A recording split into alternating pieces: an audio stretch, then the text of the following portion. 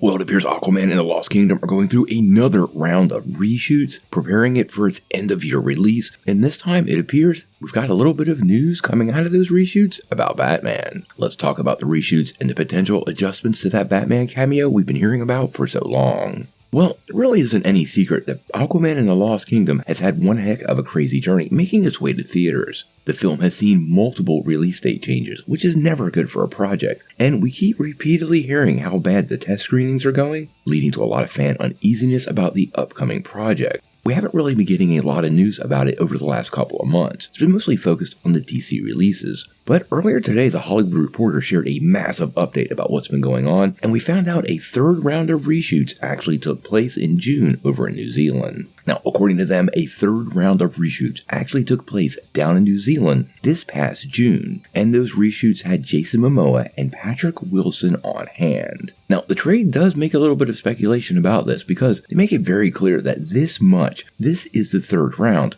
of reshoots is pretty much unprecedented for any blockbuster. Shooting initially wrapped up in January of 2022, with the test screening taking place last summer. Between then and the beginning of this year, we had 2 rounds of reshoots, which also followed several more bad screen testings, and now we've got this third round. Honestly, with this many reshoots, it starts to feel like Warner Brothers might be shining a turd, and no matter what they do, it does sound to me that the movie itself might be in serious trouble. Interestingly enough, one of those reshoots resulted in Warner Brothers bosses Michael DeLuca and Pam Adby getting involved directly, with Adby actually taking on a creative role by driving the edit of one of their cuts. Ironically and unsurprisingly, that version tested even lower, and that's brought us to even more reshoots, which to me suggests the film has all kinds of problems that might not be fixable. According to the report, story clarity is one of the biggest problems, and at the center of that big problem is Batman.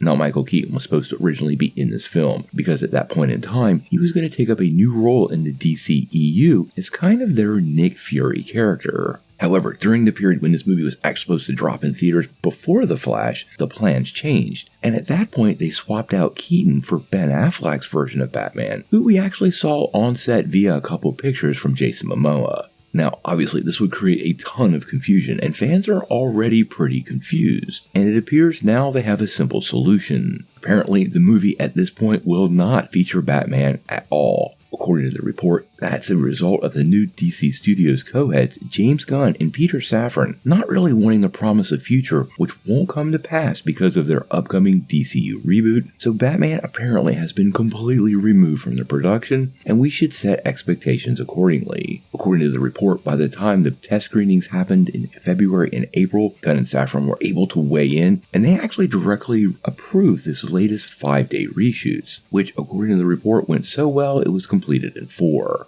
Now, they went on to say that Warner Brothers is committed to spending a lot of money on Aquaman and the Lost Kingdom because they still believe it stands a good chance of being a hit. That first Aquaman movie made more than $1 billion.